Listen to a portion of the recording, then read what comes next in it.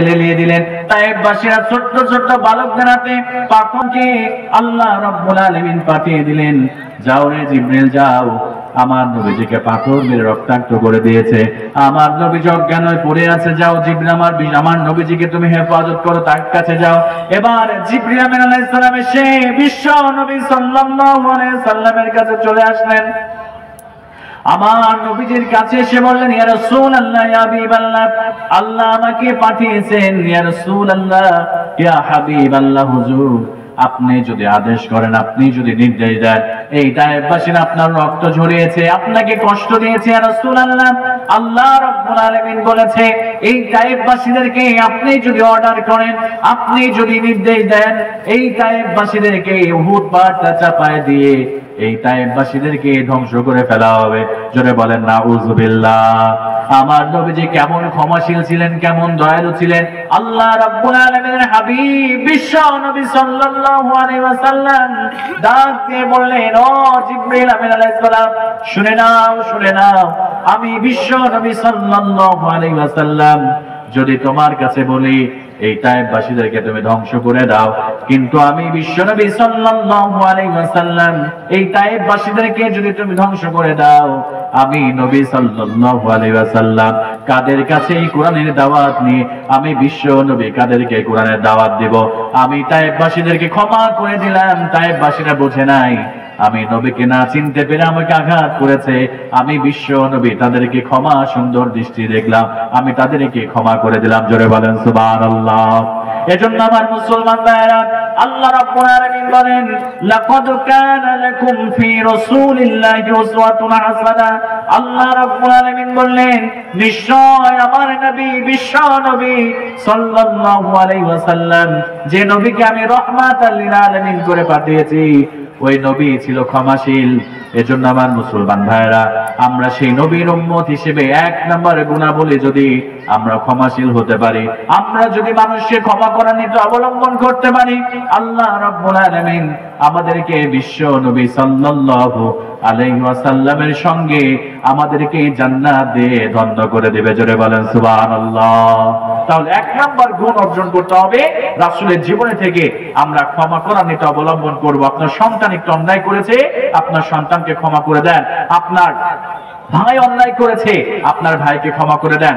বাবা মা সন্তান যারা আছে, বাবা মার কাছে সন্তান অন্যায় করেছে, আপনার সন্তানকে ক্ষমা করে দেন, ক্ষমা করে তাদেরকে বোঝান।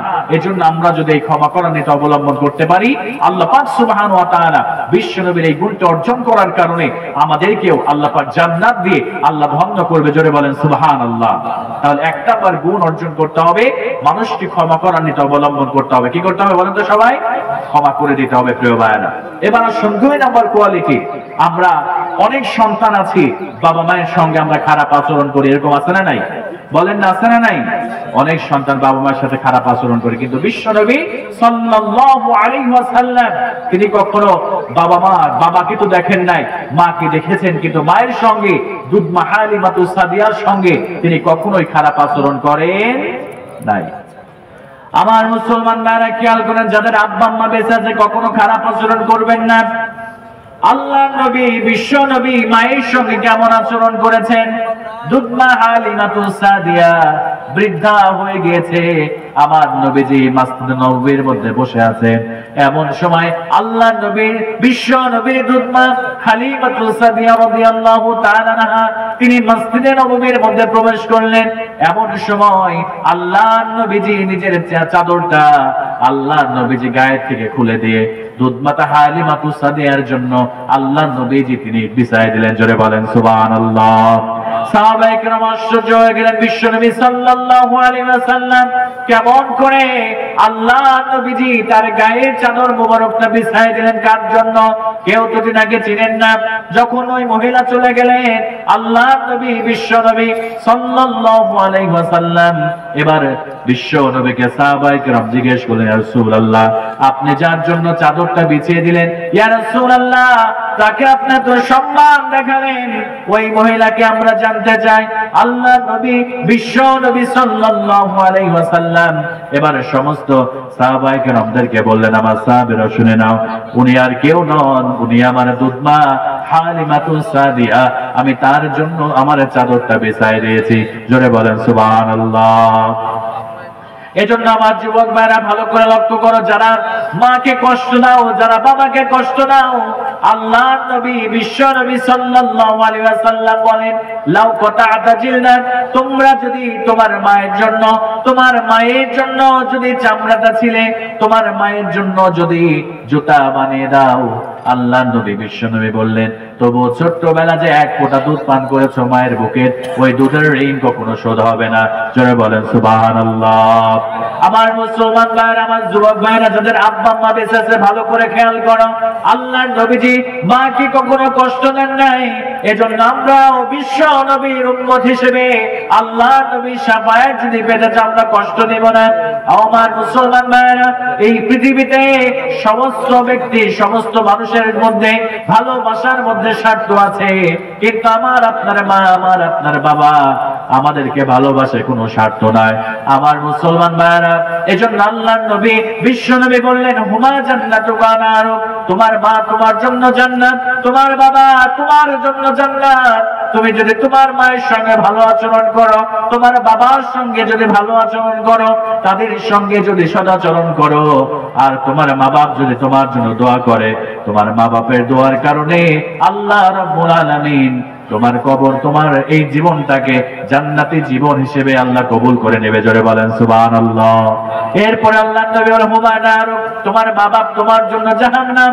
তোমার মা যদি তোমার জন্য বদদোয়া করে, তোমার দুনিয়ার জীবন শেষ, তোমার পরকালীন জীবন শেষ। আমার মুসলমান ভাইরা, যারা আব্বা আম্মাকে কষ্ট দেন, যারা মাকে কষ্ট দেন, আল্লাহর নবীজির একজন সাহাবীর জীবনে থেকে শোনাচ্ছে, শুনেন। যারা মাকে কষ্ট দেন, তাদের ইন্তেকালের সময় যারা মাকে কষ্ট দেন, তাদের কালিমা নসিব হবে না। কেমন করে হবে একটু খেয়াল করেন। আল্লাহর নবীর একজন সাহাবী ছিলেন হযরত আলকামা রাদিয়াল্লাহু তাআলা আনহু, অনেক বড় একজন সাহাবী ছিলেন। আল্লাহর নবীর এই সাহাবী ইন্তেকাল করবেন, সবাই মিলে এই আলকামাকে কালিমা তালকিন দিতে শুরু করলেন। আলকামাকে কালিমা পড়ানোর জন্য সমস্ত মানুষ মিলে চেষ্টা করলেন। আলকামার মুখে কালিমা আটকে যায়। আলকামা রাদিয়াল্লাহু তাআলা কালিমা পড়তে পারেন না, কালিমা বলতে পারেন না। আল্লাহর নবীর কাছে সাহাবায়ে কেরাম রাদিয়াল্লাহু তাআলা আল্লাহর নবীর কাছে চলে গেলেন। আল্লাহর নবীজিকে ডাক দিয়ে বললেন, ইয়া রাসূলুল্লাহ, ইয়া হাবিবাল্লাহ, আপনার সাহাবী হযরত আলকামা রাদিয়াল্লাহু তাআলা তার কালিমাটা আটকে যায়, কালিমা পড়তে পারে না। ইয়া রাসূলুল্লাহ, ইয়া হাবিবাল্লাহ, আপনি সাহাবায়ে কেরামদেরকে পাঠিয়ে দিয়ে তাকে কালিমা পড়ান। আল্লাহ নবী বিশ্ব নবী সাল্লাল্লাহু আলাইহি ওয়াসাল্লাম দুইজন সাহাবীকে পাঠিয়ে দিলেন, আমার সাহাবীরা যাও, হযরত আলকামাকে কালিমা তালকিন দাও, তাকে কালিমা পড়াও। আল্লাহ নবীর দুইজন সাহাবী চলে গেলেন। এবার যাওয়ার পরে হযরত আলকামাকে কালিমার তালকিন দিতে শুরু করলেন।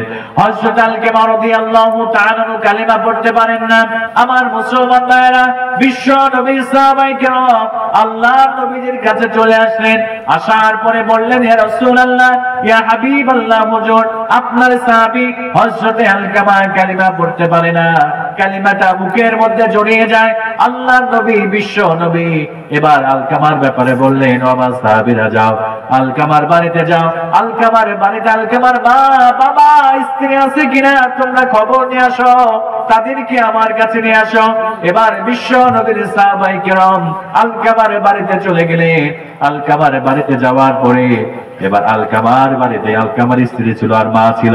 সাহাবায়ে কেরাম রাদিয়াল্লাহু তাআলা আনহু আলকামার মার স্ত্রীকে নিয়ে আসলেন।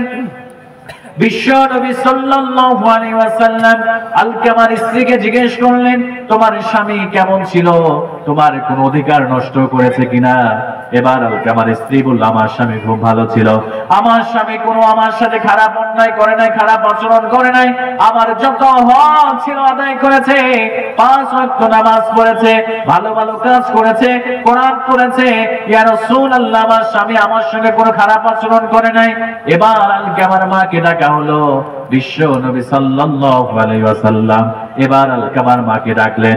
আলকামার মাকে আল্লাহর নবীজি বিশ্ব নবী জিজ্ঞেস করলেন, ও আলকামার মা, তোমার সন্তান তোমার সঙ্গে কেমন আচরণ করেছে? এবার আলকামার মা কোনো কথা বলেন না, চোখে দিয়ে পানি টপটপ গুলো বের হয়ে পড়ে। বিশ্ব নবী আবার জিজ্ঞেস করলেন, ও আলকামার মা, তোমার আলকামা তোমার সঙ্গে কেমন আচরণ করেছে? আলকামার মা কথা বলেন না, শুধু কান্না শুরু করে দিয়েছে। আল্লাহ নবীজি বিশ্ব নবী তিনবার যখন জিজ্ঞেস করলেন, এবার আলকামার মা বলছেন, ইয়া রাসূলুল্লাহ, ইয়া হাবিবাল্লাহ, আমার সন্তান আমাকে অনেক কষ্ট দিয়েছে, স্ত্রী কথা মতো চলেছে, স্ত্রীকে আদর যত্ন করেছে, আমি মা আমাকে দেখাশোনা করে নাই, আমার সঙ্গে খারাপ আচরণ করেছে। ইয়া রাসূলুল্লাহ, আমি আমার আলকামা আমার সঙ্গে দুর্ব্যবহার করেছে। আল্লাহ নবী বিশ্ব নবী বলে, আলকামার মা, তুমি আলকামারে মাফ করে দাও, আলকামারে ক্ষমা করে দাও। আল্লাহ নবীজি যখন এই কথা বললেন, এবার আলকামার মা বললেন, ইয়া রাসূলুল্লাহ, ইয়া হাবিবাল্লাহ, হুজুর আমাকে কষ্ট দিয়েছে আলকামা, আমি আমার আলকামারে মাফ করব না, ক্ষমা করব না। আল্লাহ নবীজি বিশ্ব নবী সাল্লাল্লাহু আলাইহি ওয়াসাল্লাম এবার আলকামার মাকে শেষবারের মতো জিজ্ঞেস করলেন, ও আলকামার মা, তোমার আলকামারে যদি ক্ষমা না করো, তোমার আলকামা জাহান্নামের মধ্যে নিক্ষিপ্ত হবে, তার কালেমা নসিব হবে না, সে কালেমা পড়বে না। কালেমা না পড়ে এই দুনিয়া থেকে বিদায় নিয়ে চলে গেলে অবশ্যই সে জাহান্নামের আগুনের মধ্যে পড়বে।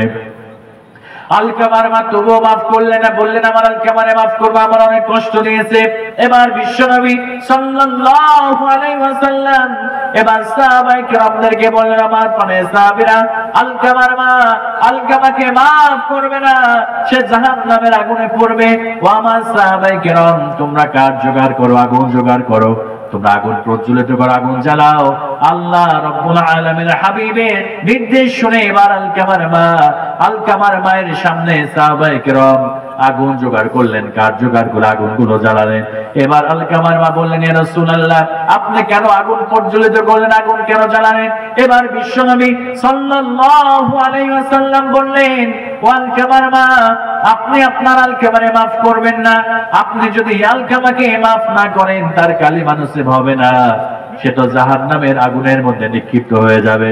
আলকামার মা এই জন্য আলকামাকে দুনিয়ার আগুন দিয়ে আমি পোড়ায় দিব, যাতে করে সে তো জাহান্নামের আগুনে পড়বে, আমি দুনিয়ার আগুন দ্বারা জ্বালিয়ে পুড়িয়ে আলকামাকে আমি ছাই বানাই দেব। জোরে বলেন নাউযুবিল্লাহ। এবার আলকামার মা চিৎকার দিয়েছে, ইয়া রাসূলুল্লাহ, ইয়া হাবিবাল্লাহ, আমার আলকামা আমারে কষ্ট দিয়েছে, আমারে দুঃখ দিয়েছে, আমার কোনো কথা শুনে নাই, আমার আলকামাকে আমি এত কষ্ট করে গর্ভে ধারণ করেছি, এত কষ্ট করে লালন পালন করেছি, আর আমার কলিজার টুকরা, আমার নয়নের মণি আলকামা, আমার সন্তান আমার চোখের সামনে পুড়ে যাবে, ছাই হয়ে যাবে, আমি কেমন করে এই দৃশ্যটা দেখবো? ইয়া রাসূলুল্লাহ, ইয়া হাবিবাল্লাহ, আমি আমার আলকামা যত অপরাধ, যত অন্যায় আমার সঙ্গে করেছে, ইয়া রাসূলুল্লাহ, আমি আমার আলকামারে মাফ করে দিলাম। জোরে বলেন সুবহানাল্লাহ। এবার সাহাবায়ে কেরাম রাদিয়াল্লাহু তাআলা আনহুরা দৌড় দিয়ে আলকামার কাছে গেলেন।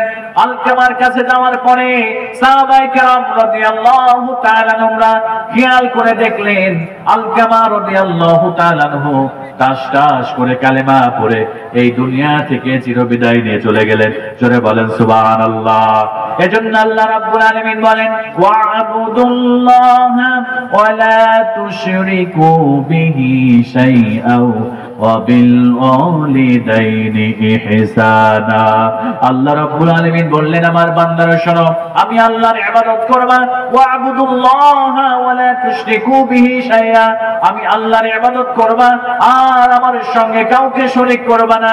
আমি আল্লাহ রাব্বুল আলামিন ঘোষণা দিলাম, আমার ইবাদত করার পরে আমার সঙ্গে কাউকে শিরিক করবা না। এরপরে তোমাদের জন্য 2 নম্বরে যে আমি নসিহত করলাম, সেটি হলো তোমাদের মা বাপের সঙ্গে তোমরা সদাচরণ করবা। জোরে বলেন সুবহানাল্লাহ। এজন্য আমার মুসলমান ভাইরা, মাইক না, আপনি একটু তাড়াতাড়ি ক্যামেরার কাছে আসুন। ক্যামেরাম্যান যে আছে, ক্যামেরাম্যান ভাই কোথায় আছেন? মায়েদের কাছে ক্যামেরা চলছে না, একটু তাড়াতাড়ি আপনি দেখুন। ক্যামেরাম্যান, অনেকক্ষণ থেকে মায়েরা অপেক্ষায় আছে আপনার জন্য। আপনি কোথায় ঘুমাচ্ছেন একটু স্টেজে দেখা করুন। এজন্য আলহামদুলিল্লাহ আমার প্রিয় ভাইয়েরা, আমরা 2 নাম্বার বিশ্বনবীর জীবনে থেকে যে আদর্শ গ্রহণ করব সেটি হচ্ছে আমরা আমাদের মা বাপ যাদের জীবিত আছে, আল্লাহ রাসূল সাল্লাল্লাহু আলাইহি ওয়াসাল্লাম পিতা মাতার সঙ্গে কখনো খারাপ আচরণ করেন নাই। আমরা সেই রাসূলের উম্মত হিসেবে যদি জান্নাতে যেতে চাই, আমাদের মা বাপ যারা আছে আমরা কখনোই মা বাপের সঙ্গে খারাপ আচরণ করব না ইনশাআল্লাহ। তাহলে 1 নাম্বার আমরা ক্ষমা করার নীতি অবলম্বন করব। 2 নাম্বার আমরা সুন্দর আচরণ করব, বাবা মার সঙ্গে সুন্দর আচরণ করব, পাশাপাশি আমার ভাই, পাড়া প্রতিবেশী এবং অন্যান্য সমস্ত মানুষের সঙ্গে আমরা সুন্দর ব্যবহার, সুন্দর আচরণ করব। ঠিক কিনা বলেন? যদি সুন্দর আচরণ করি, আল্লাহ পাক সুবহানাহু ওয়া তাআলার হাবিব কত সুন্দর ছিলেন, তিনি কত অমায়িক ব্যবহার করেছেন। তিনি বড় লোকের সঙ্গেও যেমন আচরণ করেছে, আল্লাহ রাসূল সাল্লাল্লাহু আলাইহি ওয়াসাল্লাম একজন গরীব সাহাবীর সঙ্গে ঠিক তেমন আচরণ করেছেন। জোরে বলেন সুবহানাল্লাহ। আমার মুসলমান ভাইরা খেয়াল করেন বিশ্বনবী কেমন ছিলেন, আল্লাহর নবীজির আচরণ কেমন ছিলেন। আল্লাহর নবীজির ব্যবহার দেখে অনেক মানুষ ইসলাম কবুল করেছে। আমার মুসলমান ভাইরা, বিশ্ব নবী সাল্লাল্লাহু আলাইহি ওয়াসাল্লাম ধনীদের সঙ্গে যেমন আচরণ করেছেন, গরিবদের সঙ্গে ঠিক একই আচরণ করেছেন। আল্লাহর নবী বিশ্ব নবী চলে গেলেন মদিনার বাজারে। একজন বিশ্ব নবী সাল্লাল্লাহু আলাইহি ওয়াসাল্লাম একজন রুটি বিক্রেতা, একজন খাব্বাস, তার পিছন দিক থেকে গিয়ে আল্লাহর নবীজি চোখটা আটকে ধরলেন। আল্লাহর নবী বিশ্ব নবী চোখটা আটকে ধরলেন। আটকে ধরার পরে আল্লাহর নবী বললেন, বলো তো আমি কে? আমার মুসলমান ভাইরা খেয়াল করেন, আল্লাহর নবীজি এবার চোখটা আটকে ধরে বলল, বলো তো আমি কে? ও রুটি বিক্রেতা। রুটি বিক্রেতা গরিব মানুষ, বিশ্ব নবীকে চিনতে পারেন নাই। আল্লাহর নবী বিশ্ব নবী সাল্লাল্লাহু আলাইহি ওয়াসাল্লাম এবার রুটি বিক্রেতার চোখটা ছেড়ে দিলে। ছেড়ে দেওয়ার পরে বললেন, ও রুটি বিক্রেতা, খেয়াল করে দেখো, আমি হলাম তোমার বন্ধু মুহাম্মদুর রাসূলুল্লাহ সাল্লাল্লাহু আলাইহি ওয়াসাল্লাম। জোরে বলেন সুবহানাল্লাহ। এবার রুটি বিক্রেতা পাগল হয়ে গিয়েছে। আল্লাহর নবী বিশ্ব নবী সাল্লাল্লাহু আলাইহি ওয়াসাল্লাম তাকে, রুটি বিক্রেতাকে বন্ধু বলেছে। এবার ওই রুটি বিক্রেতা একবার বাজারের এই প্রান্তে যায়, আর একবার ওই প্রান্তে যায়, আর ডেকে ডেকে সমস্ত মদিনাবাসীকে, বাজারের লোকদেরকে বলে, আমার কোনো চিন্তা নাই, আমার কোনো দুশ্চিন্তা নাই, আমার কোনো ভয় নাই। বিশ্বনবী সাল্লাল্লাহু আলাইহি ওয়াসাল্লাম আমাকে বন্ধু বলেছে, আল্লাহর নবী আমাকে রেখে কখনোই জান্নাতে প্রবেশ করতে পারবে না। জোরে বলেন সুবহানাল্লাহ। এজন্য মুসলমান ভাইরা, আমরা সবার সঙ্গে আমরা উত্তম আচরণ করার চেষ্টা করব ইনশাআল্লাহ। নাম্বার 3 নাম্বার, আমার রাসূল সাল্লাল্লাহু আলাইহি ওয়াসাল্লাম তিনি কখনো মিথ্যা কথা বলেন নাই। আল্লাহ রাসূল কি মিথ্যা বলেছেন? আল্লাহ রাসূল মিথ্যা বলেন। কিন্তু আমরা সেই রাসূলের উম্মত হিসেবে আমরা মিথ্যা কথা বলি কি বলি না? বলেন না, বলি কি বলি না? অনেকেই দেখবেন বাজারে যাবেন, শপিং মলে, আপনার সাথে ভালো সম্পর্ক, বলবে আমাদের সাথে যেমনটা হয়, যে বলে, হুজুর সত্য কথা বলছি, আল্লাহর কসম এই জিনিসটা 100 টাকা দিয়ে কিনেছি, আপনাকে 80 টাকায় দিয়ে দিলাম। এরকম বলে কি বলে না? বলে। আচ্ছা বলেন তো প্রিয় ভাইরা, কেউ এমন কোন পাগল আছে যে 100 টাকা দিয়ে কোনো দ্রব্য কিনে আপনার কাছে 80 টাকায় বিক্রি করবে? এরকম হয় কখনো? বলেন তো সবাই। হয় না।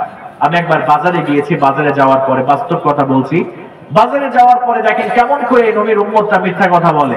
বাজারে যাওয়ার পরে আমি একটা মাছ কিনেছি, ইলিশ মাছ, মোটামুটি 1 কেজির উপরে ওজন হয়েছে।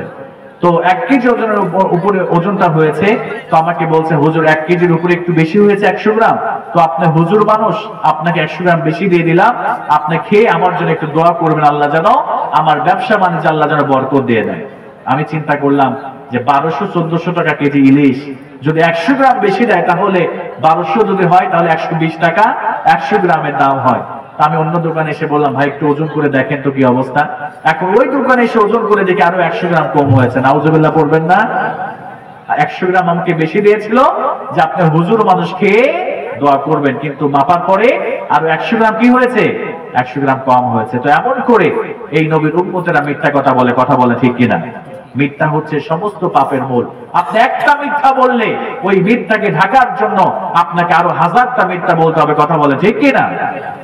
এই জন্য প্রিয় ভাইরা, আল্লাহ রাসূল সাল্লাল্লাহু আলাইহি ওয়াসাল্লাম কখনো মিথ্যা বলেন নাই। আপনি যদি মিথ্যা ছেড়ে দিতে পারেন, মিথ্যা ছেড়ে দেওয়ার কারণে সব পাপ একদিন আপনি আস্তে আস্তে ছেড়ে দিতে সক্ষম হবেন। আল্লাহ রাসূল সাল্লাল্লাহু আলাইহি ওয়াসাল্লাম একদিন বসে আছেন, একজন সাহাবী বিশ্ব নবীর কাছে এসে বলেন, ইয়া রাসূলুল্লাহ, আমি তো অনেক পাপ করি, আমি তো অনেক গুনাহের কাজ করি, ইয়া রাসূলুল্লাহ, আমি অনেক অপরাধ করি প্রতিনিয়ত, আপনি এমন একটা অপরাধ ছাড়ার নির্দেশ আমাকে দেন যে অপরাধটা আমি বেশি ছাড়তে পারবো না, শুধু একটা নসিহত করে একটা পাপ ছেড়ে দেওয়ার কথা বলেন ইয়া রাসূলুল্লাহ। আল্লাহ রাসূল সাল্লাল্লাহু আলাইহি ওয়াসাল্লাম ওই সাহাবীকে বললেন, প্রাণের সাহাবী, তুমি মিথ্যা কথা বলা ছেড়ে দাও। কি বলা ছেড়ে দাও? মিথ্যা বলা ছেড়ে দাও। এবার ওই সাহাবী মহা খুশি, বললেন, ইয়া রাসূলুল্লাহ, ইয়া হাবিবাল্লাহ, হুজুর, মাত্র একটা পাপ আপনি ছাড়ার কথা বলেছেন, আপনি একটা মিথ্যা কথা বলা ছাড়ার কথা বলেছেন ইয়া রাসূলুল্লাহ। এই মিথ্যা কথা ছাড়া আমার পক্ষে অসম্ভব কিছু না, আমি খুব সহজেই এই মিথ্যা বলাটা আমি ছেড়ে দিব। জোরে বলেন সুবহানাল্লাহ। আমার মুসলমান ভাইরা দেখেন, এই মিথ্যা বলা ছেড়ে দিলে কেমন করে জীবনটা পরিবর্তন হয়ে যায়। আল্লাহর নবী সাহাবী এবার বাড়িতে চলে গেলেন। আল্লাহর নবী সাহাবী মদ খাওয়ার একটা বদ অভ্যাস ছিল, হারাম মদ এইটা খাওয়ার অভ্যাস ছিল। একদিন তিনি মদের বোতলটা হাতে নিলেন। দেখেন মিথ্যা কেমন করে সমস্ত পাপ থেকে বিরত রাখে। আল্লাহ নবীর সাহাবী মদের বোতলটা হাতে নিলেন।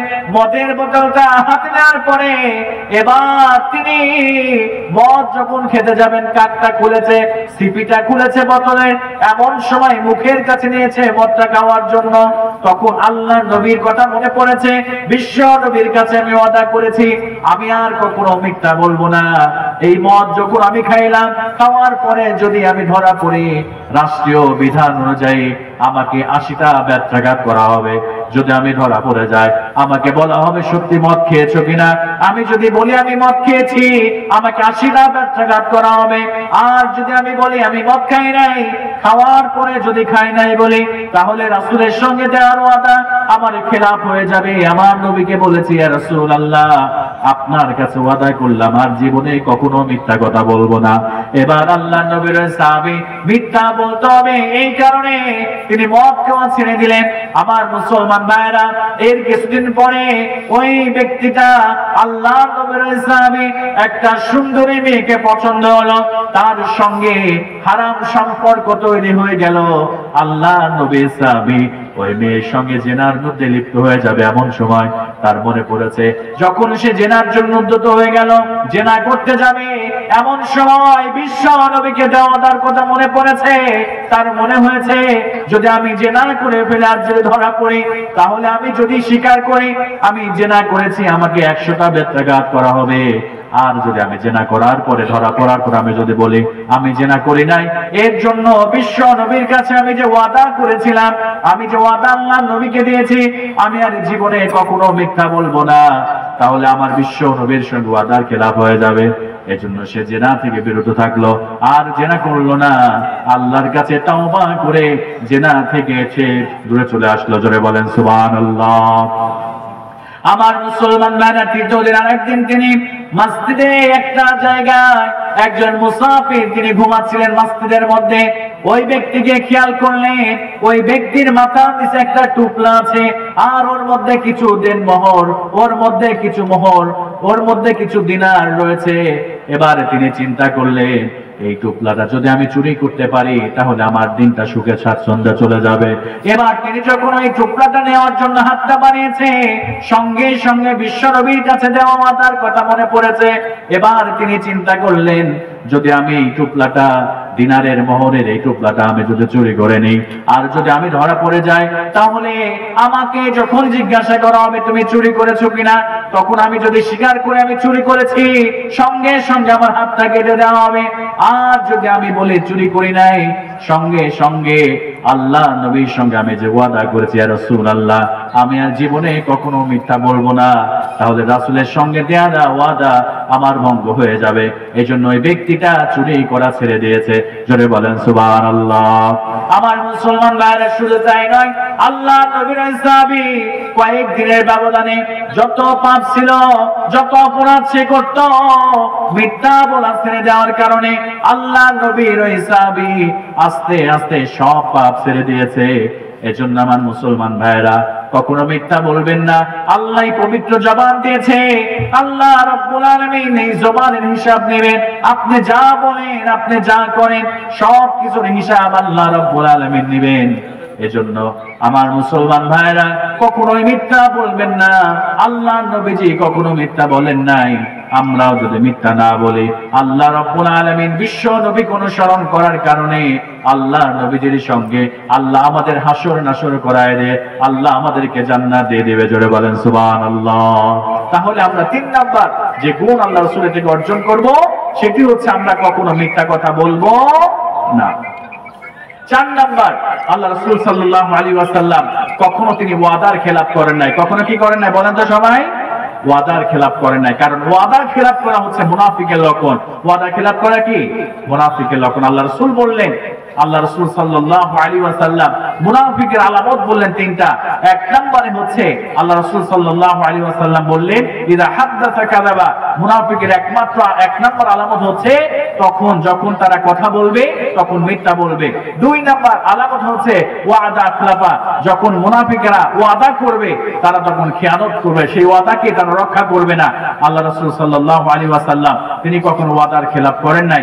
এজন্য প্রিয় ভাইরা, আমরাও কখনো সেই রাসূলের উম্মত হিসেবে আমরা কখনোই 4 নম্বর ওয়াদার খেলাপ করব না। আসুন 5 নাম্বার খুব ইম্পর্টেন্ট একটি বিষয় নিয়ে আলোচনা করব ইনশাআল্লাহ।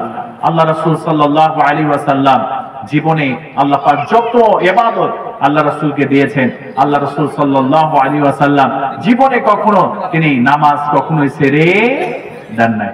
নামাজ ছেড়ে দিয়েছেন প্রিয় ভাইরা? নামাজ কখনোই ছাড়ে নাই। অথচ আমরা সেই রাসূলের উম্মত হিসেবে আমরা অনেকেই নামাজ পড়ি না। এরকম মুসলমান আছে না নাই? অনেক রয়েছে। বিশ্বনবীর রূহটা বের হয়ে যাচ্ছে, খেয়াল করেন।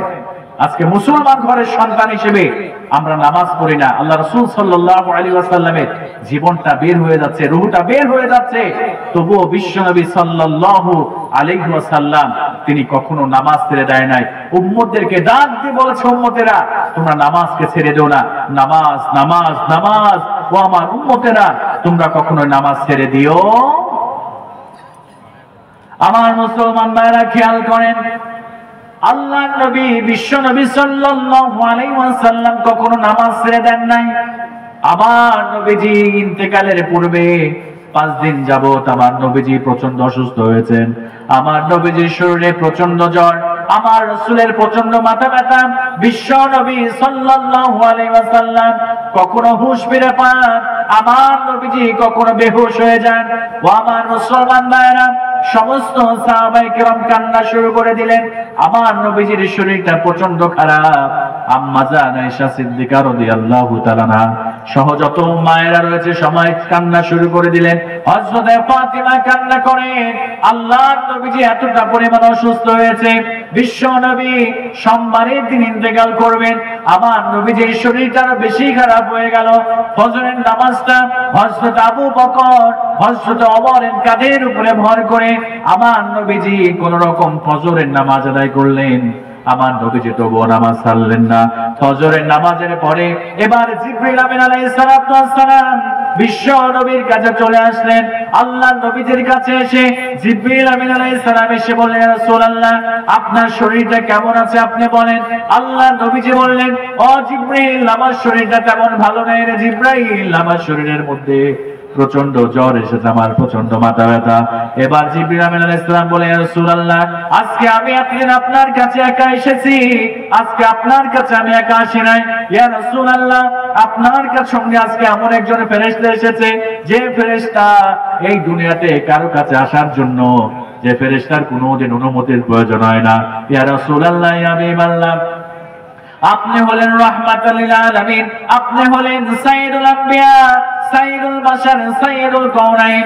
আপনার কাছে ওই ফেরেশতা আসার জন্য অনুমতি চাই। ইয়া রাসূলুল্লাহ ইয়া হাবিবাল্লাহ আপনি যদি অনুমতি দেন আপনার কাছে ওই ফেরেশতা আসবে, আর যদি অনুমতি না দেন ওই হুজরার দরজা থেকে ওই ফেরেশতা বিদায় নিয়ে চলে যাবে। জোরে বলেন সুবহানাল্লাহ। বিশ্বনবী সাল্লাল্লাহু আলাইহি ওয়াসাল্লাম বললেন, ও জিবরাইল যাও ওই ফেরেশতাকে আসার অনুমতি আমি দিলাম, ওই ফেরেশতাকে তুমি নিয়ে আসো আমার কাছে। আমার মুসলমান ভাইরা, এবার বিশ্বনবী সাল্লাল্লাহু আলাইহি ওয়াসাল্লাম খেয়াল করে দেখলেন তিনি আর কেউ নন, তিনি হলেন মালাকুল মউত ফেরেশতা আজরাইল ফেরেশতা এসেছে। আল্লাহর নবী বিশ্ব নবী সাল্লাল্লাহু আলাইহি সাল্লামকে যে আজরাইল বললেন, ইয়া রাসূলুল্লাহ, এই পৃথিবীতে হযরত আদম আলাইহিস সালাম থেকে শুরু করে নিয়ে আজ পর্যন্ত যত মানুষের রূহটাকে কবজ করেছি, যত প্রাণীর রূহ কবজ করেছি, ইয়া রাসূলুল্লাহ, কারোর অনুমতির প্রয়োজন হয় নাই। ইয়া রাসূলুল্লাহ, কারোর অনুমতি আমি নেই নাই, কিন্তু আপনি রাহমাতাল লিল আলামিন, আপনার অনুমতি লাগবে। ইয়া রাসূলুল্লাহ, আপনি যদি অনুমতি প্রদান করেন আমি মালাকুল মউত আপনার রূহটাকে কবজ করব। এবার বিশ্বনবী সাল্লাল্লাহু আলাইহি ওয়াসাল্লাম ডাক দিয়ে বললেন, ও মালাকুল মউত, একটু অপেক্ষা করো, একটু ওয়েট করো মালাকুল মউত। বিশ্বনবী সাল্লাল্লাহু আলাইহি ওয়াসাল্লাম এবার আম্মা জান আয়েশা সিদ্দিকা রাদিয়াল্লাহু তাআলা নাকে বললেন, আয়েশা রে, আমি একটা আমল করতে আমার বড় মনে চায়, আমাকে তুমি একটা মিসওয়াক দাও, আমাকে একটা মিসওয়াক তুমি এনে দাও। এবার আম্মা জান আয়েশা সিদ্দিকা রাদিয়াল্লাহু তাআলা বিশ্ব নবীর কাছে একটা মিসওয়াক নিয়ে আসলেন। আল্লাহর নবীজি মৃত্যুর সময় শরীরটা এত দুর্বল হয়েছিল, আমার নবীজি মিসওয়াকটা নরম করবে এতটুকু শক্তি আমার নবীজির ছিল না। এবার বিশ্বনবী বললেন, আয়েশা রে, মিসওয়াকটা নরম করে দাও, আমি নবীজি মিসওয়াকটা নরম করে দাও, আমি নবীজি মিসওয়াক করব। আম্মা জান আয়েশা সিদ্দিকা রাদিয়াল্লাহু তাআলা আনহা বিশ্বনবীর জন্য মিসওয়াকটাকে নরম করে দিলেন। এবার বিশ্বনবী সাল্লাল্লাহু আলাইহি সাল্লাম মিসওয়াকটা নরম করলেন, নরম মিসওয়াক দিয়ে এবার আমার নবীজি মিসওয়াক করলেন। এবার মালাকুল মউতকে বললেন, ও মালাকুল মউত, তুমি তোমার কার্যক্রম শুরু করে দাও। আমার নবীজি রূহটা বের হয়ে যাচ্ছে, আমার নবীজি বারবার ঘামতেছে। আমার নবীজির পাশেই একটা পানির পাত্র ছিল, বারবার ওই ঠান্ডা পানিগুলো বিশ্বনবী সাল্লাল্লাহু আলাইহি ওয়াসাল্লাম মুখের মধ্যে বারবার ছিটা দিচ্ছিল, আর সমস্ত সাহাবীদেরকে উদ্দেশ্য করে বলছিল, আমার সাহাবীরা শোনো, নামাজ নামাজ নামাজ, আমার সাহাবীরা নামাজ কখনো ছেড়ে দিও না, নামাজ কখনো ছেড়ে দিও না, কারণ আপনি ঈমান এনেছেন, ঈমান আনার পরে দ্বিতীয় নাম্বার যে আমলটা আপনার জন্য প্রযোজ্য, যেটা ফরজ হয়ে যায়, সেটা নামাজ। আমার মুসলমান ভাইরা, বিশ্বনবী কখনো নামাজ ছেড়ে দেয় নাই, এজন্য আপনারাও কখনো নামাজ ছেড়ে দিবেন না। আল্লাহর নবী বললেন, বাইনাল আবদ ওয়া বাইনাল কুফরি তারকুস সালাত, মুসলমানদের মধ্যে এবং কাফেরদের মধ্যে একমাত্র কেবলমাত্র পার্থক্য নির্ণয়কারী জিনিস যেটা রয়েছে, সেটা হলো নামাজ। আমার মুসলমান ভাইরা, যারা নামাজ পড়েন না তাদের কেমন করে শাস্তি দেবে একটু খেয়াল করেন। আল্লাহ রাব্বুল আলামিন কিয়ামতের দিন কঠিন মুসিবতের সময় আল্লাহ রাব্বুল আলামিন সমস্ত বান্দা বান্দীদেরকে বলবে, ও আমার বান্দা বান্দীরা, তোমরা রুকু করো, তোমরা সিজদা দাও।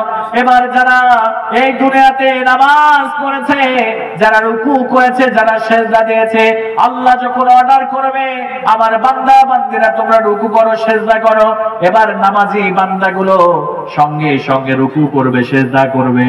আমার মুসলমান ভাইরা, আল্লাহ রাব্বুল আলামিন ফেরেশতাদেরকে ডাক দিয়ে বলবে, ফেরেশতারা, আমার এই সমস্ত বান্দারা দুনিয়াতে নামাজ পড়েছে, রুকু করেছে, সিজদা করেছে, আমার ফেরেশতারা যাও তাদেরকে নিয়ে জান্নাতের মধ্যে আহলান ওয়া সাহলান জানিয়ে তাদেরকে জান্নাতের মধ্যে তোমরা প্রবেশ করায় দাও।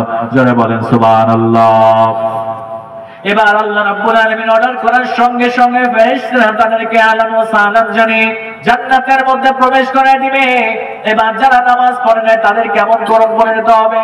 এবার যারা নামাজ পড়ে নাই, আল্লাহ রাব্বুল আলামিন যখন রুকু করার কথা বলবে, আল্লাহ রাব্বুল আলামিন যখন সিজদা করার কথা বলবে, এবার তাদের পিঠটা শক্ত হয়ে থাকবে, তাদের পিঠটা বাঁকা হবে না, তারা চিত হয়ে কাত হয়ে পড়ে যাবে।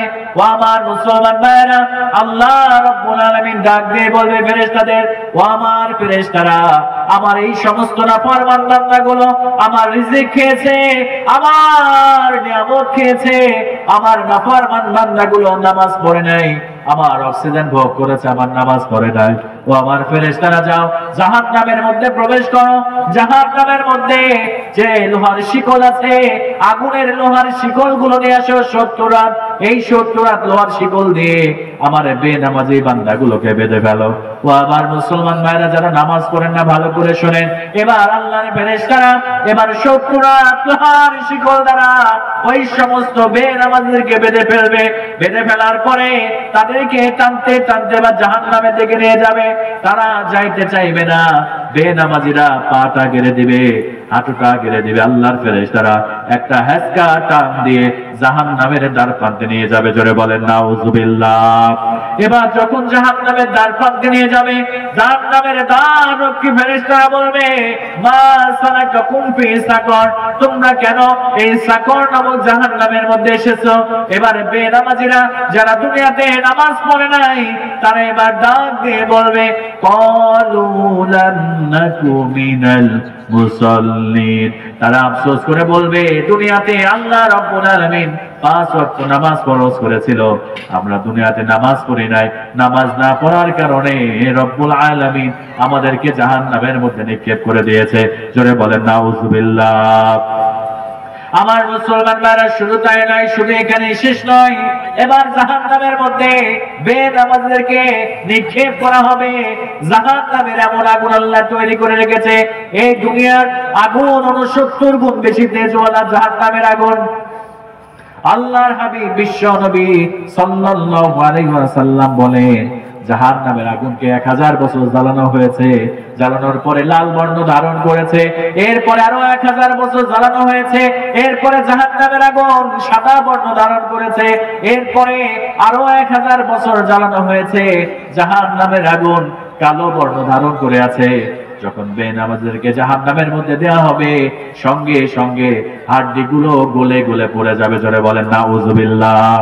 এবার ওই বড় বড় খাম্বা থাকবে জাহান্নামের মধ্যে, বড় বড় পিলার থাকবে, 70 লোহার শিকল দ্বারা জাহান্নামীদেরকে বেঁধে ফেলা হবে।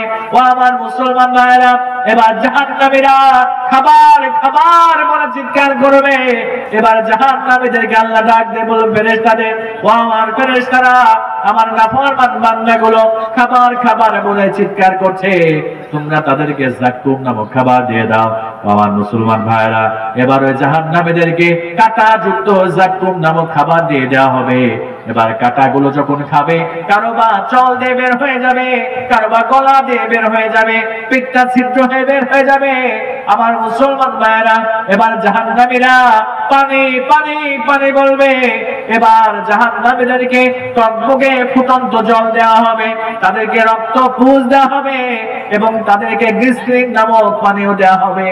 আল্লাহ নবী বিশ্ব নবী বললেন, ওই গ্লিসরিন নামক পানিটা এমন পানি হবে, একটা ফোঁটা পানি যদি পৃথিবীর জমিনের মধ্যে পড়তো, আল্লাহ নবী বললেন এই দুনিয়াটা, পুরা জমিনটা দুর্গন্ধযুক্ত হয়ে যেত, দুর্গন্ধময় হয়ে যেত, এটা বসবাসের অযোগ্য হয়ে যেত। এবার ওই জাহান্নামীদেরকে এই গ্লিসরিন নামক পানি দেওয়া হবে, খাওয়ার সঙ্গে সঙ্গে তাদের পেটে নাড়ি ভুঁড়িগুলা বের হয়ে যাবে। এজন্য আমার মুসলমান ভাইরা, নামাজ ছেড়ে দিবেন না। অনেক যুবক ভাইরা নামাজ পড়তে চায় না, যদি বলি ও ভাই নামাজ কেন পড়ো না, অনেক যুবক বলে, হুজুর বয়স তো মাত্র 23, বয়স তো মাত্র 30, বয়স তো মাত্র 35, এখনো অনেক সময় আছে, এরপরে নামাজ পড়বো। ও আমার কলিজার টুকরা যুবকেরা, ভালো করে শুনে রাখো, যৌবনকালীন ইবাদত আল্লাহর কাছে সব থেকে বেশি দামি। একজন যুবক যখন নামাজের মধ্যে সিজদা দেয়, আল্লাহ রাব্বুল আলামিন ফেরেশতাদেরকে ডাক দিয়ে বলে, ও আমার ফেরেশতারা, উনজুর ইলা শাম, আমার ওই যুবক বান্দার দিকে তুমি তাকাও, আমার যুবক বান্দা কি করছে। এবার ফেরেশতারা ডাক দিয়ে বলে, আল্লাহ তোমার যুবক বান্দা তোমার কদমে সিজদা দিয়েছে, তোমার কদমে সিজদা দিয়ে সুবহান রাব্বিয়াল আলা, তোমার পবিত্রতার ঘোষণা করছে, তোমার বরত্বের ঘোষণা করছে। আল্লাহ রাব্বুল আলামিন এবার ফেরেশতাদেরকে ডাক দিয়ে বলে, ও আমার ফেরেশতারা, তোমরা সাক্ষী থাকো, আমার যুবক বান্দা আমার কদমে সিজদা দিয়ে আমার বরত্বের ঘোষণা করছে, আমার পবিত্রতার ঘোষণা করছে। আমি রব্বুল আলামিন আমার ওই যুবক বান্দাটা সিজদা থেকে মাথা তোলার আগে আমি আল্লাহ রব্বুল আলামিন তাকে পবিত্র বানায় দিলাম, তার জীবনের সব গুনাহ মাফ করে আমি তাকে পবিত্র বলে ঘোষণা করে দিলাম। জোরে বলেন সুবহানাল্লাহ। শুধু তাই না, একজন যুবক যদি বিশ্ব নবী সাল্লাল্লাহু আলাইহি ওয়াসাল্লামের আদর্শ গ্রহণ করে, যদি নামাজ পড়ে, কোরআন পড়ে, আল্লাহর নবীর কাছে জিবরিল আমিন আলাইহিস সালাম এসে বলল, ইয়া রাসূলুল্লাহ, ইয়া হাবিবাল্লাহ, আসমান থেকে কত ফোঁটা জমিনের মধ্যে বৃষ্টি পড়ে, ইয়া রাসূলুল্লাহ, আমি সেইগুলোকে গণনা করে দিতে পারি, কিন্তু একজন যুবক তার যৌবনকালে সে কতটুকু নামাজ পড়ে, কতটুকু কোরআন পড়ে, আর এর বিনিময়ে আল্লাহ তার আমল নামায় কতটুকু সওয়াব দেয়। আমি জিবরিল আমিন আলাইহিস সালাম সেই সওয়াবের পরিমাণটা আমি গণনা করে দিতে পারি না। জোরে বলেন সুবহানাল্লাহ। এজন্য আমার প্রিয় ভাইরা যারা নামাজ পড়েন না, আজকে সিদ্ধান্ত নেন, আল্লাহর নবীজি কখনো নামাজ ছাড়ে নাই, এজন্য আমরা নামাজ ছাড়বো না। আমার মা বোনেরা যারা শুনছেন, আপনাদেরকে নামাজ পড়তে হবে। আল্লাহর নবীজি বিশ্ব নবী সাল্লাল্লাহু আলাইহি ওয়াসাল্লাম বললেন, একজন মা যদি 4টা আমল করতে পারে, আল্লাহ রাব্বুল আলামিন ওই মায়ের জন্য জান্নাতের 8টি দরজা আল্লাহ রাব্বুল আলামিন খুলে দিবে। জোরে বলেন সুবহানাল্লাহ। আমার মায়েরা মনোযোগ দেন, কানটা খাড়া করে দেন। মাত্র 4টা আমল যদি মা করতে পারেন, আজকে এই 4টা আমল নিয়ে যান, এই 4টা আমল করার জীবনে বাস্তবায়ন করার চেষ্টা করেন। আল্লাহ রাব্বুল আলামিন আপনার জন্য জান্নাতের 8টি দরজা খুলে দিবে। আল্লাহর নবী বিশ্ব নবী সাল্লাল্লাহু আলাইহি ওয়াসাল্লাম বললেন, 1 নাম্বার মায়েদের আমল হলো আল মারআতু ইযা সাল্লাত খামসা। ও মা, 1 নাম্বার আমল হলো 5 ওয়াক্ত নামাজ কখনো ছেড়ে দিবেন না। 5 ওয়াক্ত নামাজ পড়বেন। 5 ওয়াক্ত নামাজ পড়লে আল্লাহ রাব্বুল আলামিন আপনাকে দুনিয়াতে শান্তি দেবে এবং পরকালে আল্লাহ রাব্বুল আলামিন জান্নাত দিয়ে ধন্য করবে। বিশ্ব নবী 2 নম্বরে বললেন, আমার মায়েরা ভালো করে খেয়াল করেন, ওয়াসামাত শাহরা। 1 নম্বরে নামাজ মায়ের পড়বেন, 2 নম্বরে রমজানের রোজা করবেন, আর 3 নম্বর বিশ্ব নবী সাল্লাল্লাহু আলাইহি সাল্লাম বললেন, ওয়াহসানাত ফারজা। একজন মা লজ্জা স্থানের হেফাজত করবে, একজন মা পর্দা করবে। পর্দা করে যদি চলতে পারে, আল্লাহ রাব্বুল আলামিন ওই মায়ের জন্য, ওই বোনের জন্য জান্নাতের 8টি দরজা আল্লাহ রাব্বুল আলামিন খুলে দিবে। জোরে বলেন সুবহানাল্লাহ। আমার মায়েরা খেয়াল করেন, হযরত ফাতিমার ঘটনা একটু বলি। হযরত ফাতিমা রাদিয়াল্লাহু তাআলা আনহা কেমন করে পর্দা করেছে, এজন্য ফাতিমাকে আল্লাহ রাব্বুল আলামিন খাতুনে জান্নাহ উপাধি দিয়েছে। সমস্ত নারীদের সর্দারিনী হবে খাতুনে জান্নাহ ফাতিমা রাদিয়াল্লাহু তাআলা আনহা। আমার মায়েরা খেয়াল করেন, ও আমার বোনেরা খেয়াল করেন, হযরত ফাতিমা রাদিয়াল্লাহু তাআলা আনহা যেদিন ইন্তেকাল করবেন, ফজরের নামাজ পড়ে তিনি হাওমাও করে কান্না শুরু করে দিয়েছে। আমার মায়েরা একটু খেয়াল করেন, মনটা নরম করে দেন। হযরত আলী রাদিয়াল্লাহু তাআলা আনহু ফজরের নামাজ পড়ে বাড়ির মধ্যে প্রবেশ করলেন। প্রবেশ করার পরে খেয়াল করলেন, হযরত ফাতিমা কান্না করে হাওমাও করে আলীকে জড়ায় ধরে কান্না শুরু করে দিল। এবার হযরত আলী বারবার জিজ্ঞেস করে, ও ফাতিমা কান্না করো কেন? এবার ফাতিমা হযরত আলীকে ডাক দিয়ে বলে, প্রাণের স্বামী, আজকে এমন একটা স্বপ্ন দেখেছি। আমি স্বপ্নের মধ্যে দেখলাম আমার বাবা মুহাম্মদুর রাসূলুল্লাহ সাল্লাল্লাহু আলাইহি ওয়াসাল্লাম আমার ঘরের মধ্যে প্রবেশ করেছে। প্রবেশ করার পরে আমার বাবা কি যেন ঘরের মধ্যে তালাশ করে, কি যেন খুঁজে। হযরত আলী বললেন, কি বলে, কি খুঁজে? হযরত ফাতিমা বললেন, ও প্রাণের স্বামী, আমার বাবাকে জিজ্ঞেস করেন, আব্বা আপনি কি তালাশ করেন, আপনি কি খুঁজেন? আমার বাবা আমাকে ডাক দিয়ে বললেন, ও ফাতিমা, আমি তো তোমাকে খুঁজতেছি। আজকে সকালবেলা তুমি সাহরি করবা হযরত আলীর দস্তরখানায়, আর আমার সঙ্গে তুমি ইফতারি করবা আমি নবীর দস্তরখানায়। হযরত আলী বুঝতে পারলেন আজকে ফাতিমার শেষ দিন, ফাতিমার বাঁচবে না। আল্লাহ রাব্বুল আলামিন ফাতিমার হায়াতকে শেষ করে দিয়েছে। এবার আমার মায়েরা খেয়াল করেন, এবার ফাতিমা বললেন, ও প্রাণের স্বামী, এতদিন ঘর সংসার করলাম, এতদিন তোমার সঙ্গে কাটালাম, তোমার কাছে যদি আমি কোন অন্যায় করি, তুমি আমারে ক্ষমা করে দিও। তুমি যদি ক্ষমা না করো, আল্লাহ রাব্বুল আলামিন আমাকে কখনোই ক্ষমা করবেন না। হযরত ফাতিমাকে ডাক দিয়ে বললেন, ফাতিমা, তুমি কোন অন্যায় করো নাই। ও ফাতিমা, তুমি কোন অপরাধ করো নাই, আমি তোমারে তারপরে ক্ষমা করে দিলাম, তুমি আমারে ক্ষমা করো। এবার ফাতিমা ডাক দিয়ে বললেন, প্রাণের স্বামী শোনেন, আজকে মনে হয় আমি ইন্তেকাল করব। আমাকে রাতের অন্ধকারে আপনি কবরস্থ করবেন, দিনের আলোতে আমার জানাজার ব্যবস্থা করবেন না, আপনি দুনিয়ার কোনো মানুষকে জানাবেন না। হযরত আলী ডাক দিয়ে বললেন, ও ফাতিমা, কেন এই কথা বলো? তুমি হলা নবীর মেয়ে, তুমি হলা ফাতিমা নবীর কন্যা, নবীজির নয়নের মণি। ও ফাতিমা, সমস্ত আল্লাহ নবী যে সমস্ত সাহাবায়ে কেরাম আছে সমস্ত সাহাবীদেরকে ডেকে তোমার আমি জানাজা করায় দেব, তোমার দাফনের ব্যবস্থা করব। এবার ফাতিমা উত্তর দিল, মায়েরা কি শুনে? হযরত ফাতিমা বললেন, ও প্রাণের স্বামী, আমি দুনিয়াতে এমন করে পর্দা করেছি, আমি দুনিয়াতে এমন করে হিজাব করেছি, আমি দুনিয়াতে এমন করে আমি চলাফেরা করেছি, আমি নবীর মেয়েকে কেউ কখনো দেখে নাই। আমি নবীর মেয়ে কেমন ছিলাম দেখতে, আমার চেহারাটা কেমন ছিল, আমি ফর্সা ছিলাম নাকি কালো ছিলাম, আমি মোটা ছিলাম নাকি চিকন ছিলাম, কেউ কোনোদিন দেখে নাই। আমি দুনিয়াতে এমন করে পর্দা মেইনটেইন করে চলেছি। আমি চাই মৃত্যুর পরে আমাকে এমন করে রাতের অন্ধকারে কবর দিবেন। যদি আপনি দিনের আলোয় আমার কবরটা দিয়ে দেন, জানাজার ব্যবস্থা করেন, যদি আমাকে কেউ দেখে ফেলে কাফনের কাপড়ের উপর দিয়ে।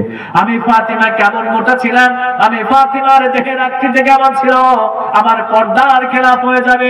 এজন্য প্রাণের স্বামী আপনার কাছে অনুরোধ করলাম, আপনি আমার দিনের আলোতে জানাজা করাবেন না, দিনের আলোতে কাউকে জানাবেন না। আপনি রাতের অন্ধকারে চুপে চুপে আপনি আর আমার সন্তানরা মিলে আমার জানাজা আমার কবরের ব্যবস্থা করে দিবেন। জোরে বলেন আল্লাহু আকবার। আমার মুসলমান ভাইরা, আমার মায়েরা খেয়াল করেন, এবারে সন্ধ্যার পরে হযরতে ফাতিমা রাদিয়াল্লাহু তাআলা ইন্তেকাল করলেন। বিশ্ব নবী সাল্লাল্লাহু আলাইহি ওয়াসাল্লাম আবু যর গিফারি রাদিয়াল্লাহু তাআলা সব থেকে বয়স্ক সাহাবী, তিনি বেঁচে ছিলেন। আল্লাহর নবী স্বপ্নের মাধ্যমে দেখালেন, ও আবু যর আমার কন্যা ইন্তেকাল করেছে, তার জন্য কবর খনন করা দরকার। আবু যর যাও কবরটা খনন করে দাও। আবু যর রাদিয়াল্লাহু তাআলা এবার আসলেন, কবর খনন করলেন। ও আমার মায়েরা, যারা পর্দা করেন না, যারা বোরকা পরেন না, যারা হিজাব পরেন না, ভালো করে শুনেন। এবার হযরত আবু যর রাদিয়াল্লাহু তাআলা কবরটা খনন করলেন। কবরটা খনন করে কবরের পাশে দাঁড়ালেন এবং কবরকে উদ্দেশ্য করে বললেন, ও কবর, আজকে তুমি তো ধন্য হয়ে যাবা, তোমার মধ্যে এমন একজন নারীকে আজকে রাখা হবে। কবর রে, তুমি তো আজকে ধন্য হয়ে যাবা, এই কবরের মধ্যে আজকে দুনিয়ার কোনো সাধারণ নারী আসবে না। কবর রে, তোমার মধ্যে খাতুনে জান্নাত হযরত ফাতিমাকে তোমার মধ্যে রাখা হবে। কবর থেকে কোনো জবাব আসে না। আবার আবু যর গিফারি আবার বললেন, কবর রে, তুমি ধন্য হয়ে যাবা, তোমার মধ্যে আজকে জান্নাতি যুবক যুবতীদের সর্দার হযরতে যুবকদের সর্দার হযরত হাসান ও হুসাইনের মা ফাতিমাকে তোমার মধ্যে রাখা হবে। কবর থেকে কোনো জবাব নাই। আবার আবু যর গিফারি রাদিয়াল্লাহু তাআলা তিনবারের বার আবার কবরকে জিজ্ঞেস করলেন, কবর রে, তুমি তো আজকে ধন্য হয়ে যাবা, তোমার মধ্যে আজকে বিশ্ব নবী সাল্লাল্লাহু আলাইহি ওয়াসাল্লামের কন্যা হযরতে ফাতিমা রাদিয়াল্লাহু তাআলা কে তোমার মধ্যে রাখা হবে। এবার আল্লাহ রাব্বুল আলামিন কবরের জবানটা খুলে দিলেন। আল্লাহ রাব্বুল আলামিন কবরের জবানটা খুলে দিলেন। এবার কবর উত্তর দিতে শুরু করলেন, ও আবু যর, আমি এমন কবর, অন্ধকার কবর, সাত বিশ্বর ঘর, আমার মধ্যে কারোর বংশ পরিচয় চলে না। আমি হাসান আর হুসেনের মাকে চিনি না, আমি খাতুনে জান্নাত ফাতিমাকে চিনি না, বিশ্ব নবীর কন্যা ফাতিমাকে চিনি না। আমার মধ্যে যারা নামাজ নিয়ে আসবে, আমার মধ্যে যারা ভালো ভালো কাজ নিয়ে আসবে, আমার মধ্যে যারা পর্দা নিয়ে আসবে, ও আবু যর গিফারি শুনে নাও, আমি কবর তাদের জন্য আমি জান্নাতের টুকরা হয়ে যাব। আর আমার মধ্যে যারা নামাজ নিয়ে আসবে না, আমার মধ্যে যারা ভালো ভালো কাজ নিয়ে আসবে না, আমার মধ্যে যারা কোরআন নিয়ে আসবে না, আমি কবর তাদের জন্য জাহান্নামের টুকরা হয়ে যাব। এবার হযরত আবু যর অবাক হয়ে গেলেন। এজন্য আমার মায়েরা পর্দা করবেন। 1 নম্বরে নামাজ পড়বেন, 2 নম্বরে রোজা করবেন, 3 নম্বরে পর্দা করবেন। কারণ সবাইকে একদিন এই দুনিয়া ছেড়ে চলে যেতে হবে, কথা বলেন ঠিক কিনা? একদিন সবাইকে এই দুনিয়ার মায়া, দুনিয়ার মহব্বত, দুনিয়ার টাকা পয়সা, টাইলস ফিটিং বাড়ি, এসি গাড়ি সব কিছু রেখে চলে যেতে হবে ওই অন্ধকার কবরের মধ্যে। সেদিন আর কেউ কোনোদিন আমাদের সাহায্য করবে না। হারিয়ে যাব একদিন আমি রপনায় ভুবনে চিরদিন, হারিয়ে যাব একদিন আমি রপনায় ভুবনে চিরদিন। ক্ষমা করে দিও তোমরা আমায়, ক্ষমা করে দিও তোমরা আমায়, ভুল করে থাকি যদি কোনদিন, হারিয়ে যাব একদিন আমি রবনায় ভুবনে চিরদিন।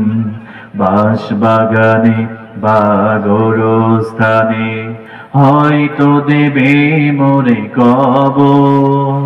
তোমরা আমায় যাবে ভুলে, রাখবে না জানি কোনো খবর। বাঁশ বাগানে বা গোরস্থানে হয়তো দেবে মোরে কবর। তোমরা আমায় যাবে ভুলে, রাখবে না জানি কোনো খবর। পড়বে কি মনে আমার কথা, ফেলবে কি অশ্রু কোনো দিন। হারিয়ে যাব একদিন আমি, রব নাই ভুবনে চিরদিন। ছোট্ট মাটির ঘরে আমার দেহ নিথর হয়ে পড়ে রবে, আধার কবরে আলোর প্রদীপ কেহ নাই কভু জ্বালবে। ছোট্ট মাটির ঘরে আমার দেহ নিথর হয়ে পড়ে রবে, আধার কবরে আলোর প্রদীপ কেহ নাই কভু জ্বালবে। থাকবে না কেউ জানি আমার পাশে, কাটাবো একাকী রাত্রি দিন। হারিয়ে যাব একদিন আমি, রব নাই ভুবনে চিরদিন। হারিয়ে যাব একদিন আমি, রব নাই ভুবনে চিরদিন। এজন্য আমার মায়েরা, বিশ্ব নবী সাল্লাল্লাহু আলাইহি ওয়াসাল্লাম বললেন চারটা আমল করবেন। এক নম্বরে নামাজ, দুই নম্বরে বিশ্ব নবী সাল্লাল্লাহু আলাইহি ওয়াসাল্লাম বললেন ওয়াসামাত শাহরাহা, রমজান মাসে রোজা করবেন। ওয়াহসানাত ফারজাহা, তিন নম্বরে পর্দা করবেন। আল্লাহর নবীজি বিশ্ব নবী সাল্লাল্লাহু আলাইহি ওয়াসাল্লাম চার নম্বরে বললেন ওয়াতাত বালাহা, স্বামীর ন্যায়ানুগত্য করবেন, স্বামীকে সম্মান করবেন, সম্মানের সাথে স্বামীর সঙ্গে ব্যবহার করবেন। আল্লাহর নবীজি বিশ্ব নবী সাল্লাল্লাহু আলাইহি সাল্লাম বললেন কোন স্বামী যদি তার স্ত্রীর উপরে খুশি থাকে, এমন সময় যদি ওই স্ত্রী ইন্তেকাল করে, আল্লাহর নবী বললেন ওই স্ত্রী হলো জান্নাতি স্ত্রী। জোরে বলেন সুবহানাল্লাহ। এরপরে বিশ্ব নবী সাল্লাল্লাহু আলাইহি ওয়াসাল্লাম বলেন একজন স্বামী যদি তার স্ত্রীর উপরে অসন্তুষ্ট থাকে, অখুশি থাকে, এমন সময় যদি তার স্ত্রী ইন্তেকাল করে, আল্লাহর নবী বিশ্ব নবী সাল্লাল্লাহু আলাইহি ওয়াসাল্লাম বললেন ওই স্ত্রী যেন জেনে রাখে ওই স্ত্রী হলো জাহান্নামী স্ত্রী। জোরে বলেন নাউযুবিল্লাহ। এজন্য আমার মায়েরা স্বামীর সঙ্গে ভালো আচরণ করবেন। আল্লাহর নবীজি বললেন এই পৃথিবীতে যদি আল্লাহ কোনো মানুষের পায়ে সিজদা দেওয়ার অনুমতি দিতেন, আল্লাহর নবীজি বললেন আল্লাহ রাব্বুল আলামিন এই পৃথিবীতে প্রত্যেকটা স্ত্রীকে তার স্বামীর কদমে, তার স্বামীর পায়ে সিজদা দেওয়ার অনুমতি প্রদান করতেন। জোরে বলেন সুবহানাল্লাহ। এজন্য মায়েরা এই চারটা আমল যদি আপনি করেন, আল্লাহ রাসূল বলেন ফালতাদখুল মিন আইয়ি আবওয়াবিল জান্নাতি শাআত। আল্লাহ রাসূল বললেন একজন মা যদি এই চারটা আমল করতে পারে, এক নম্বরে নামাজ, দুই নম্বরে রোজা, তিন নম্বরে পর্দা, চার নম্বরে স্বামীর ন্যায়ানুগত্য, এই চারটা আমল করলে আল্লাহ পাক সুবহানাহু ওয়া তাআলা ওই মায়ের জন্য জান্নাতের 8টি দরজা খুলে দিবে। আর যে কোনো একটি দরজা দিয়ে আল্লাহ পাকের ওই বান্দী, আল্লাহ পাকের ওই বান্দীগুলো জান্নাতের মধ্যে প্রবেশ করবে। জোরে বলেন সুবহানাল্লাহ। আমরা আল্লাহর কাছে দোয়া করি আল্লাহ পাক যেন মায়েদেরকে এই চারটা আমল করার তৌফিক আল্লাহ পাক দান করেন। আমরা সকলে পড়ি আল্লাহুম্মা আমিন। আমার প্রিয় ভাইরা, আমরা বিশ্ব নবী সাল্লাল্লাহু আলাইহি ওয়াসাল্লামের জীবনে থেকে আমরা কথা শুনছিলাম।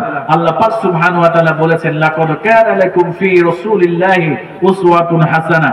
আল্লাহ পাক বলছেন যারা পরকালকে বিশ্বাস করে, যারা আল্লাহকে অধিক পরিমাণে স্মরণ করে, তাদের জন্যই রয়েছে আমার রাসূলের মধ্যে সর্বোত্তম জীবন আদর্শ। জোরে বলেন সুবহানাল্লাহ। আমার প্রিয় ভাইরা, আল্লাহ রাসূলের চরিত্র হচ্ছে পবিত্র কোরআন। এজন্য আমরা যে কথাগুলো শুনলাম আল্লাহ রাসূলের জীবনী থেকে আমরা কয়েকটি গুণ আমরা অর্জন করার চেষ্টা করব। এক নম্বর আমি বলেছিলাম আমরা ক্ষমা করার নীতি অবলম্বন করব, এই গুণটি আমাদের মধ্যে নিয়ে আসতে হবে। এরপরে আমি বলেছিলাম বিশ্বনবী সাল্লাল্লাহু আলাইহি ওয়াসাল্লাম তিনি কোনো মানুষের সঙ্গে খারাপ আচরণ করেন নাই, সবার সাথে সুন্দর ব্যবহার করেছেন। কারণ একটা হাসি মুখে যদি আপনি কোনো মানুষের সঙ্গে কথা বলেন, ওটাও আল্লাহ পাক সুবহানাহু ওয়া তাআলা সদকা করার সমপরিমাণ আল্লাহ সওয়াব দিয়ে দেন। জোরে বলেন সুবহানাল্লাহ। তাহলে আমরা সবার সঙ্গে ভালো আচরণ করব, মায়ের সঙ্গে, বাবার সঙ্গে, ভাইয়ের সঙ্গে, বোনের সাথে, তারা প্রতিবেশী সবার সাথে আমরা সুন্দর আচরণ করার চেষ্টা করবো ইনশাআল্লাহ। এরপরে 3 নাম্বার, আমরা কখনো মিথ্যা বলবো না। 4 নাম্বার, আমরা কখনো ওয়াদার খেলাফ করব না। এবার 5 নাম্বারে আল্লাহ রাসূল সাল্লাল্লাহু আলাইহি ওয়াসাল্লাম তিনি কখনো নামাজ ছেড়ে দেন নাই। আমরাও ব্যক্তিগত জীবনে কখনো আমরা নামাজ ছেড়ে দিব। এই আমলগুলো যদি করতে পারি, আল্লাহ পাক সুবহানাহু ওয়া তাআলা আমাদেরকে জান্নাত দিয়ে আল্লাহ পাক ধন্য করে দেবে। এজন্য প্রিয় ভাইরা, আসুন আমরা এই আমলগুলো বেশি বেশি করার চেষ্টা করব ইনশাআল্লাহ। আল্লাহ পাক তৌফিক দান করুন। আমরা সকলে পড়ি আল্লাহুম্মা আমিন। ওয়া ইল্লাম তাগফির লানা ওয়া তারহামনা লানাকুনান্না মিনাল খাসিরিন। আল্লাহ রাব্বুল আলামিন, তোমার নজর দিয়ে তাকায় দেখো তোমার কোরআন প্রেমী বান্দাগুলো, নবী প্রেমিক বান্দাগুলো, আল্লাহ রাব্বুল আলামিন মধ্যরাত পর্যন্ত কোরআন এবং হাদিস থেকে আলোচনা শুনেছে।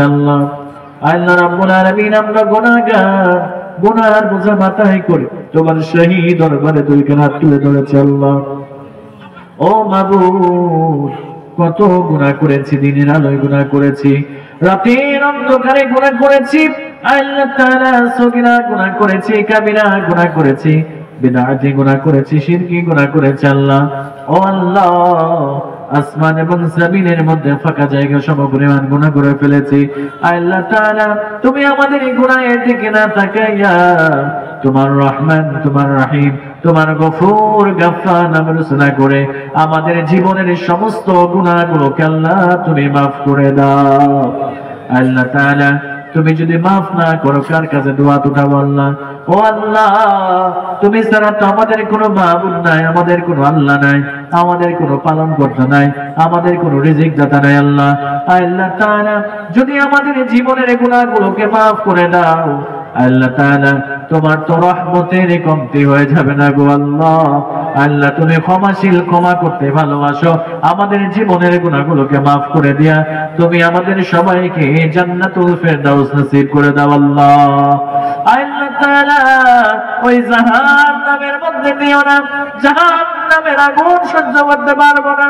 আল্লাহ তাআলা, আগুন আর আগুন, ওই জাহান্নামের শাস্তি আমাদের সহ্য করার ক্ষমতা কারণ নাই। আল্লাহ মাবুদ গো, এত সুন্দর করে বানাইয়া কেমন করে ওই জাহান্নামের আগুনে পুড়াবে গো আল্লাহ। আল্লাহুম্মা আদিনা মিনান নার, আল্লাহুম্মা আদিনা মিনান নার, আল্লাহুম্মা ইন্না নাসআলুকাল জান্নাতাল ফিরদাউস। আল্লাহ রাব্বুল আলামিন, যা কিছু আলোচনা করা হয়েছে আমাদের আমল করার তৌফিক দান করে দাও। কুরআন এবং নবীর সুন্নাহ মোতাবেক জীবনকে গঠন করার তৌফিক দাও। 5 ওয়াক্ত নামাজ যেন জামাতের সঙ্গে আদায় করতে পারি, সেই তৌফিক তুমি আমাদের দান করে দাও। আল্লাহ রাব্বুল আলামিন, আমরা যারা শারীরিকভাবে অসুস্থ আছি, আল্লাহ আমাদের শারীরিক সুস্থতা দান করে দাও। আল্লাহ তাআলা, আমাদের রিজিকের অভাব যাদের রয়েছে, রিজিকের বন্দোবস্ত করে দাও।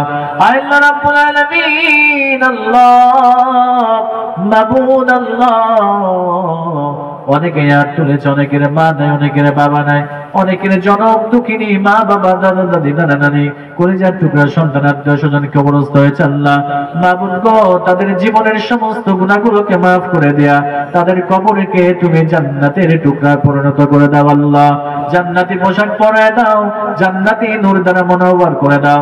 আল্লাহ তাআলা, বিনা হিসেবে কাল কিয়ামতের দিন কঠিন মুসিবতের সময় তুমি জান্নাতের ফয়সালা করে দাও। আল্লাহ, আল্লাহ রাব্বুল আলামিন, আজকের এই জলসাকে বাস্তবায়ন করতে গিয়ে যারা শ্রম দিয়েছে, যারা টাকা দিয়েছে, অর্থ দিয়েছে, বুদ্ধি দিয়েছে, সময় দিয়েছে, পরামর্শ দিয়েছে, আল্লাহ কবুল করে নিয়া এই মাহফিলকে আমাদের জন্য নাজাতের ওসিলা বানায় দাও। আল্লাহ, আল্লাহ রাব্বুল আলামিন, বিশেষ করে দোয়া করি আমাদের আব্বা আম্মা যাদের অসুস্থ রয়েছে, শ্বশুর শাশুড়ি যাদের অসুস্থ রয়েছে, আল্লাহ, আল্লাহ তুমি সবাইকে রোগের পূর্ণ শিফা দান করে দাও।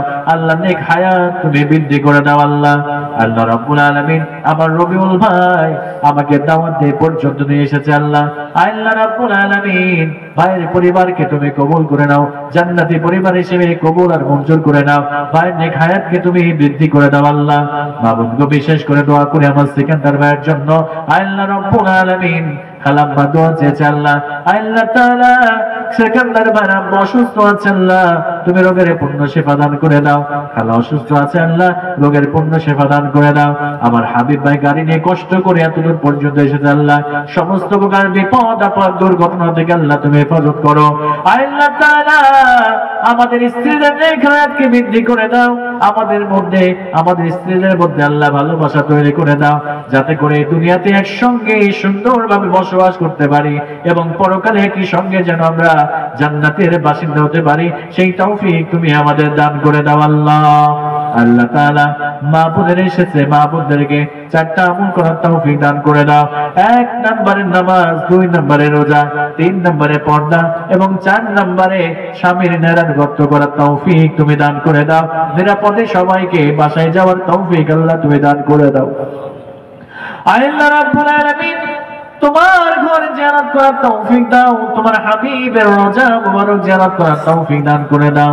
আল্লাহ তাআলা কাল কিয়ামতের দিন কঠিন মুসিবতের সময় সূর্যটা যখন মাথার উপরে চলে আসবে, মগজগুলো টকবক টকবক করে ফুটতে থাকবে আল্লাহ, তৃষ্ণা পেয়ে যাবে, জিহ্বাটা বের হয়ে যাবে, সবাই নাফসি নাফসি বলবে, তোমার আরশে আজিমের ছায়া ছাড়া কোনো ছায়া থাকবে না। আল্লাহ তাআলা ওই কঠিন মুসিবতের দিনে আল্লাহ তোমার আরশে আজিমের ছায়া দিও, তোমার হাবিবের হাতে রওজে কাউসারের পানি পান করায়া আমাদের সবাইকে বিনা হিসেবে জান্নাতের মালিক বানায় দাও আল্লাহ।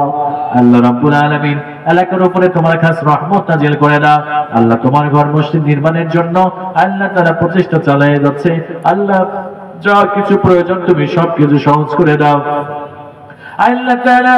এলাকার যুবকদেরকে কবুল করে নাও, 5 ওয়াক্ত নামাজ দিয়ে কোরআন দিয়ে যেন যুবকেরা নিজেদের জীবনকে নিয়ে সাজাতে পারে, সেই তৌফিক তুমি দান করে দাও।